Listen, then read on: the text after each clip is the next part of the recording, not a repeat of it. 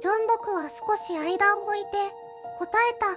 カフェをやろうとしている男の眉がかすかに動いた。2026年6月、韓国のある町の小さなカフェ路地で起きた話だ。その男は67歳だった。白髪混じりの頭に使い込んだエプロン。小さなテーブルを丁寧に拭きながら窓の外をぼんやり眺めていた。その日の朝、通帳に初めて黒字が並んだ。IMG。窓辺で通帳を手にする老人の後ろ姿。息子はその通帳を見なかった。数字には目もくれず、ただ父親の横顔を静かに見つめた。そしてこう言った。お父さん、今楽しい？楽しいか？損益でも売り上げでもなく、その一言が老人の手を止めた。エプロンの裾を指先でゆっくり握りしめる。視線が床に落ちる。それから長い沈黙。やがて男は小さく笑った。その笑い方を息子は一生忘れないと言った。泣いているのか笑っているのか、自分でもわからないようなあの顔を。この男は40代から3度事業に失敗している。家を失った年もあった。家族に顔向けできないと深夜の台所で一人座り込んだ夜もあった。それでも立ち上がった。また始めた。また倒れた。そしてまた立ち上がった。なぜ？そこまでして傍から見れば無謀だ。67歳で4度目の起業。周囲は止めた。体がと言った。年齢がと言った。でも男は聞かなかった。問題は成功への執念でも意地でもなかったかもしれない。彼が本当に守ろうとしていたものは一体何だったのか。それを知るにはまずこの男がどんな人生を歩んできたかを知る必要がある。IMG。67歳の男性が小さなカフェの厨房でエプロンを腰に巻きながら静かにコーヒーを入れている朝の風景。2026年初夏、韓国のソウル。路地裏に並ぶカフェの一角で一人の男が毎朝6時に店を開ける。名前はジョンボク。67歳。右手の人差し指に古い歌唱の跡がある。30代の頃、最初の食堂で厨房に立ち続けた証だと本人は笑っている。その指で今日もドリッパーをゆっくりと傾ける。韓国が急速に経済成長を遂げた1980年代、誰もが何かをつかもうと手を伸ばしていた時代に、若きジョンボクもまた夢を持って飛び出した一人だった。故郷の慶尚南道を離れソウルへ。手に持っていたのはわずかな現金と自分の店を持つという言葉だけだった。最初の事業は42歳の時に始めた小さな食堂だった。場所は良かった。料理も悪くなかった。ただタイミングが悪かった。景気の波に飲まれ3年で閉めた。次は48歳。弁当の配達業。仕入れ先との関係が崩れ半年で終わった。3度目は55歳。コーヒー豆の卸売り。パートナーに裏切られた。貯金が消えた。立ち上がった。また始めた。また倒れた。そしてまた立ち上がった。周囲の目は次第に変わっていった。哀れみから諦めへ、そして最後には沈黙になった。誰も何も言わなくなった。それが一番重かった。妻は3度目の失敗の翌年に静かに家を出た。責めることはしなかった。ただもう無理ですと一枚の紙を残した。息子は高校生だった。その日の夜、父親の背中を見ていた。ジョンボクは泣かなかった。台所に立ち、一人で夕飯を作った。息子の分もきちんと作った。あの背中を息子はずっと覚えていると後に語る。67歳の今、ジョンボクの指はまだ動く。記憶もしっかりしている。膝は少し痛むが、朝6時には必ず店に立つ。では、なぜまた始めたのか。その答えは、一人の人間との、ある夜の会話の中にある、IMG。夜の路地裏、小さなカフェの窓から漏れる光と、向かいに立つ若い男性のシルエット。IMG。夜の路地裏、一軒の居酒屋の灯り。2026年、初夏の韓国、ソウルの外れ、浅浦区の路地。その夜、ジョンボクは一人で歩いていた。店の下見を終えた帰り道。67歳の足が、石畳の上でわずかに揺れた。空気は湿っていた。梅雨の前触れ、アスファルトから、古い雨の匂いがした。路地の角に、小さな居酒屋があった。看板もない、のれんだけが、風に揺れていた。引き寄せられるように、扉を開けた。IMG。薄暗い店内。カウンター席。カウンターは4席だけ。先客は1人。40代とおぼしき男が、1人静かにグラスを傾けていた。ジョンボクが隣に座ると、男がゆっくりと顔を向けた。お客さん、何をされている方ですか？世間話の始まり、ただそれだけのはずだった。ジョンボクは少し間を置いて、答えた。カフェをやろうとしている男の眉がかすかに動いた。今からですか？責める声ではなかった。ただ確認するようなその静けさがジョンボクには心地よかった。3回失敗した。4回目だ。言葉がするりと出た。初対面の人間になぜそこまで言えたのか後で考えてもわからなかったという。男はグラスを置いた。しばらく天井を見て、それから口を開いた。うちの親父も、そういう人間でした。IMG。静かな店内。二人の横顔。過去形。ジョンボクは聞かなかった。聞く必要がなかった。男の名前はキム・ドンヒョン。かつて中小企業の経営をしていたが、4年前に会社を畳んでいた。その夜、初めて誰かに話せたと、後に彼は語る。二人は2時間、話した。事業の話ではなかった。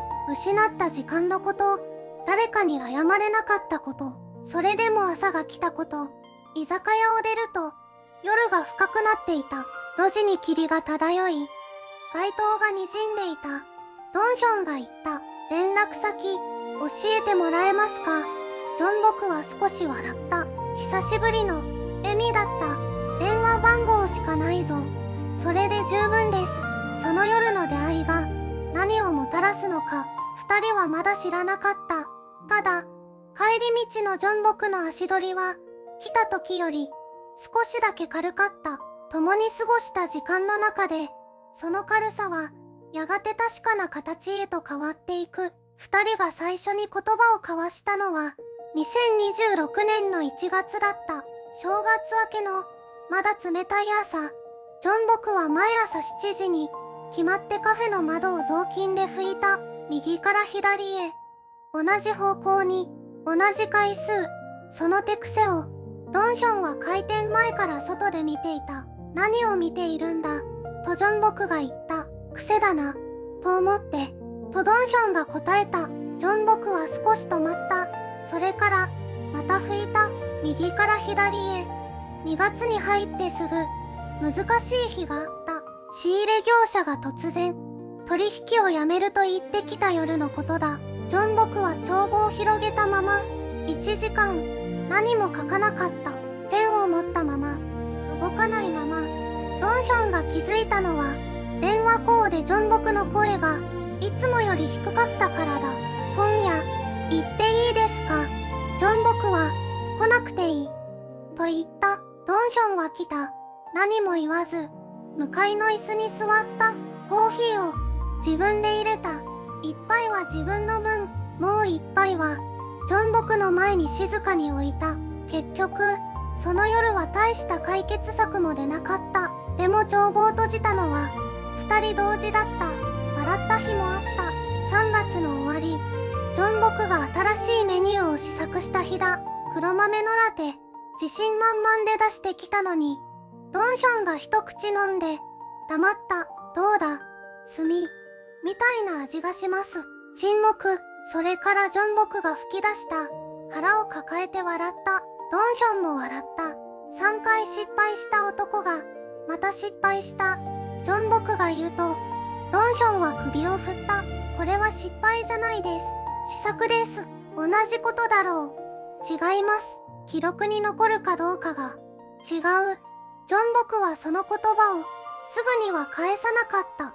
窓の外、路地に春の光が差し込んでいた。二人が一緒に過ごしたのは、まだほんの数ヶ月だった。それでも、朝の雑巾がけの音と、コーヒーの湯気と、笑い声が、少しずつ積み重なっていた。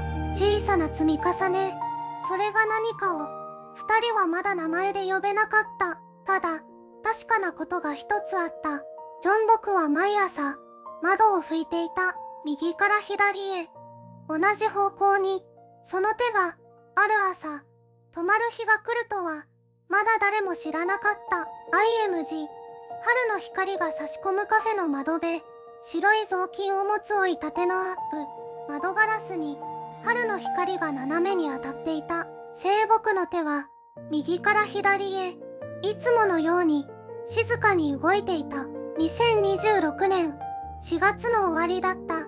カフェを開けて、まだ5ヶ月、赤字が黒字に変わって、まだ2週間。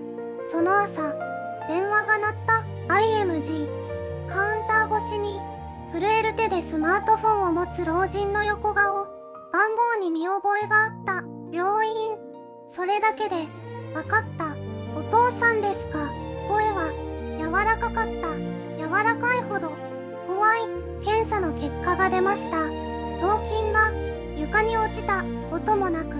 IMG。薄暗い病院の廊下。白い壁と長い影。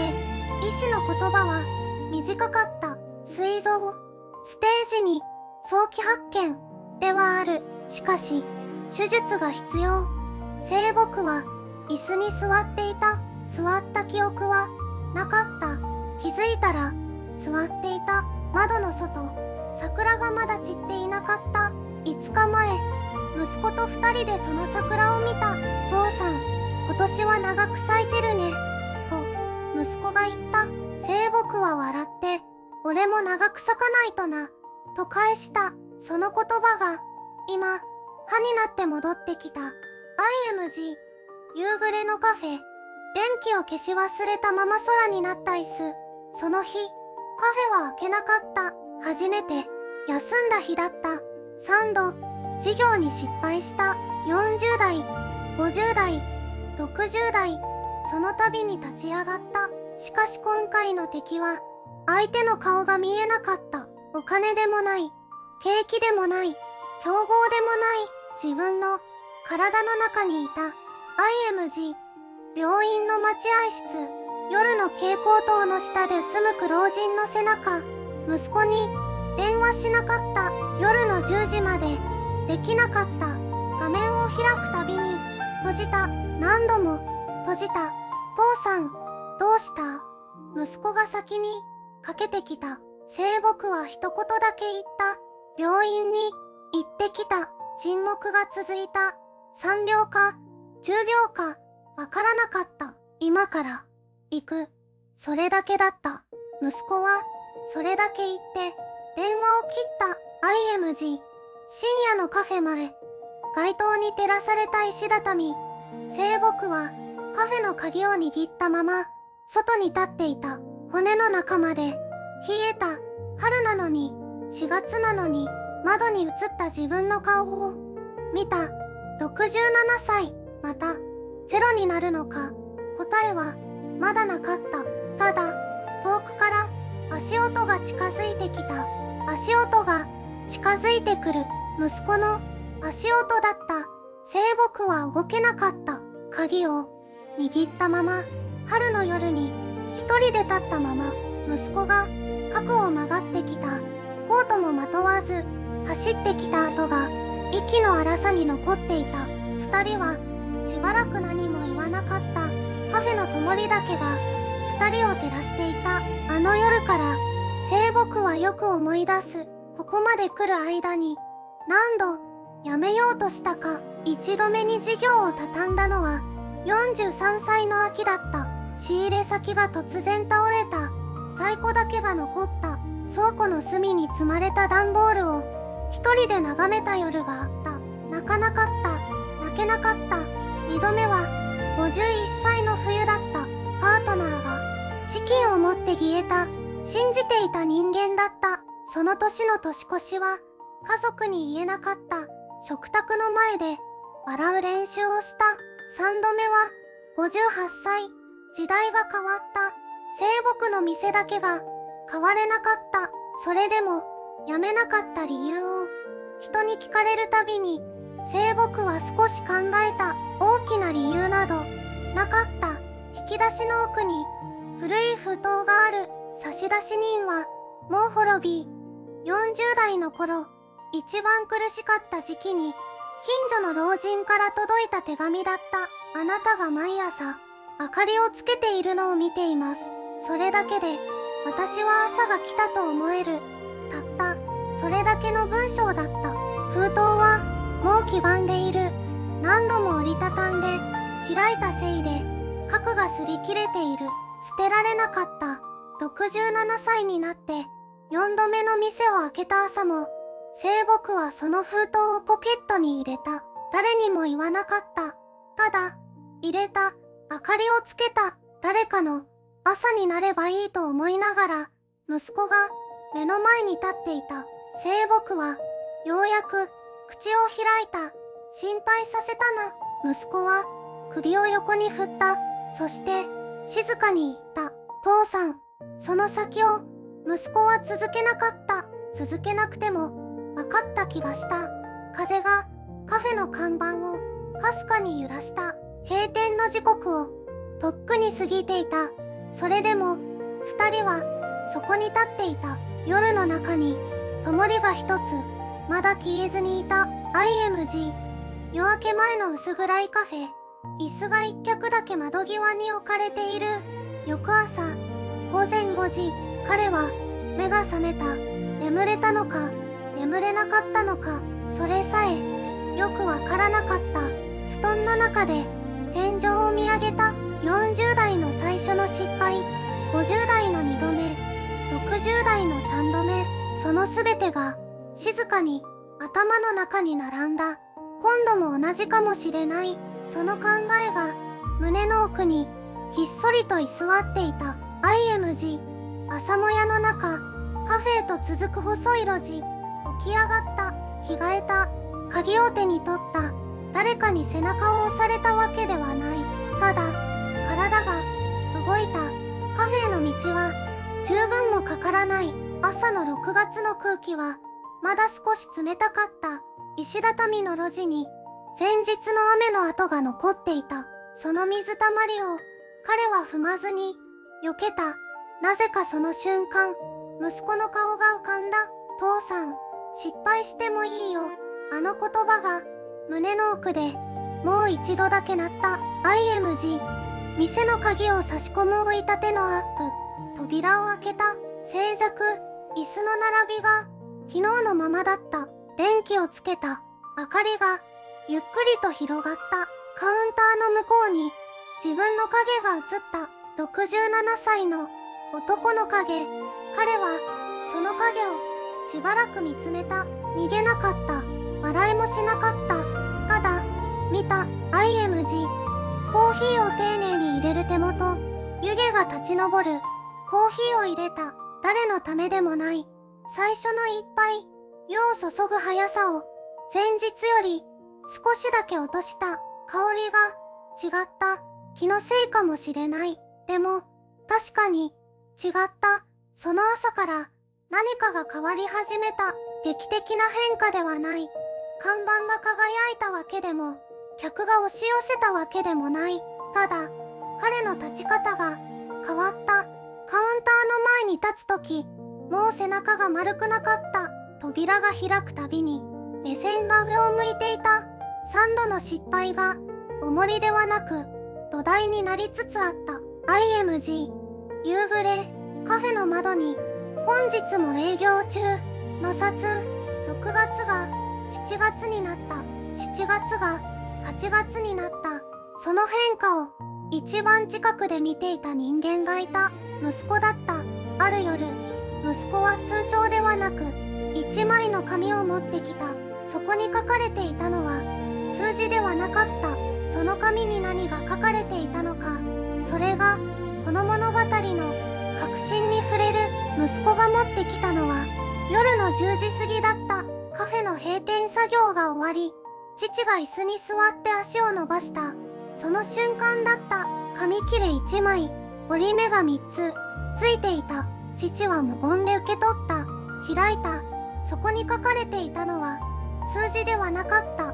文章でもなかった。一行だけだった。お父さんが起き上がるたびに俺も立てた。父はその一行を3回読んだ。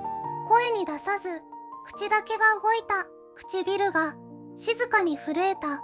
息子は何も言わなかった。テーブルの端に座ってただ父の横顔を見ていた。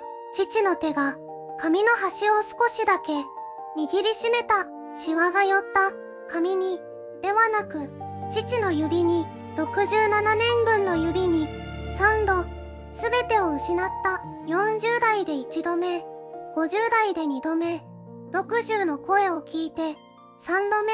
その度に息子は父の背中を見ていた。泣く背中ではなかった。怒る背中でもなかった。ただまた立ち上がる背中だった。言葉にならないものが背中から伝わってきた。父は何も教えなかった。ただ立った。それだけだった。息子はその夜一言だけ言った。この店続けてほしい。俺のために。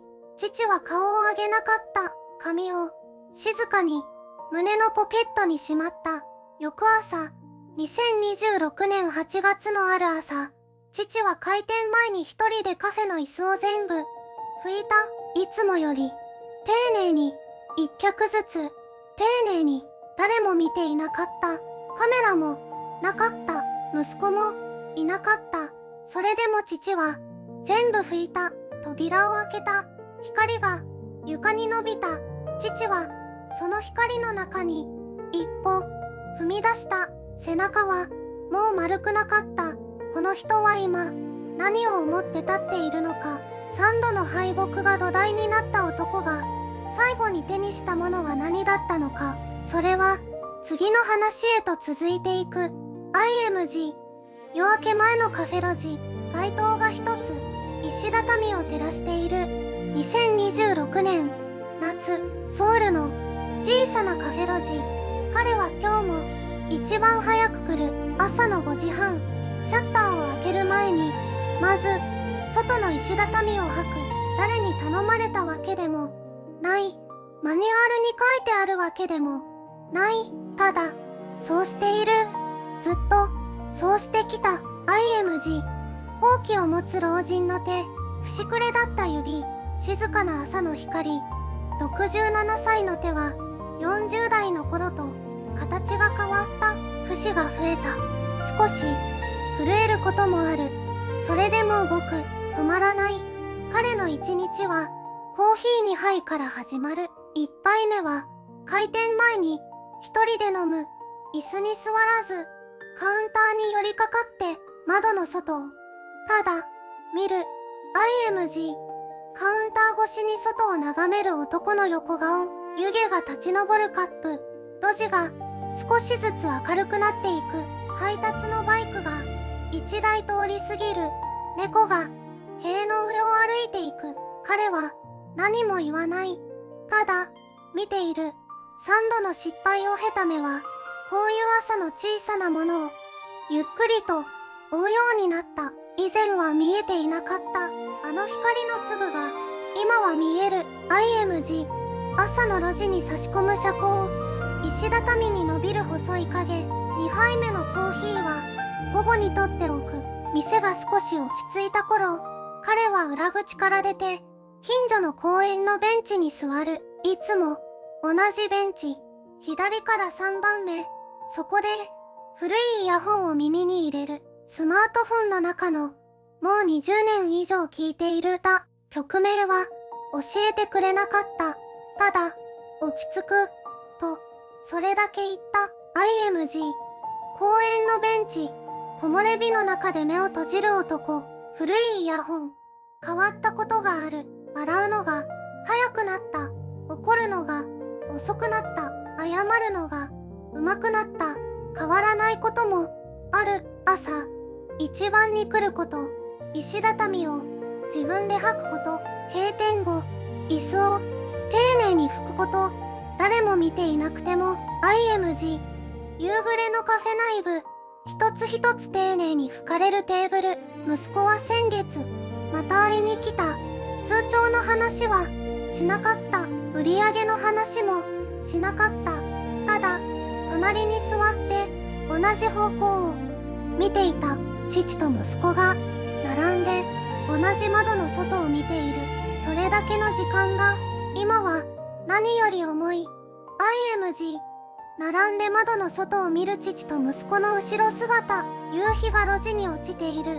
この男が手にしたものは黒字の通帳ではなかった。毎朝起き上がれること。今日も扉を開けられること。それが彼の答えだった。そしてこの物語にはもう一つだけ続きがある。息子は帰り際に一度だけ振り返った。父の背中がカウンターの奥に見えた。小さく丸く、でも揺れていなかった。その背中を息子はしばらくただ眺めていた。何かを言おうとしてやめた。言葉より重いものがそこにはあった。この男は40代に1度目を失った。50代に2度目を失った。60代の初めに3度目を失った。3度積み上げたものが3度崩れた。それでも彼は毎朝目を覚ました。毎朝靴を履いた。毎朝誰かのために湯を沸かした。その繰り返しだけが4度目の扉を開けた。黒字になった朝、息子に届いたのは通帳の写しではなかった一枚の写真だった。父がカウンターの中でコーヒーを入れている横顔。ただそれだけ添えられた文字は3文字だった。やってる。それだけで息子には全部わかった。成功とは何か、失敗とは何か。この物語はその答えを言わない。ただ一つだけ確かなことがある。倒れた回数より起き上がった回数が一つ多ければその人はまだ立っている。それがこの男が67年かけて息子に見せた唯一の言葉だった。あなたの隣にもいるだろうか。何度も転んでそれでもまた靴を履く人が声には出さず、ただ続けている人が、その人の背中を最後に見たのはいつだっただろう。今日思い出したならそれだけでもう十分かもしれない。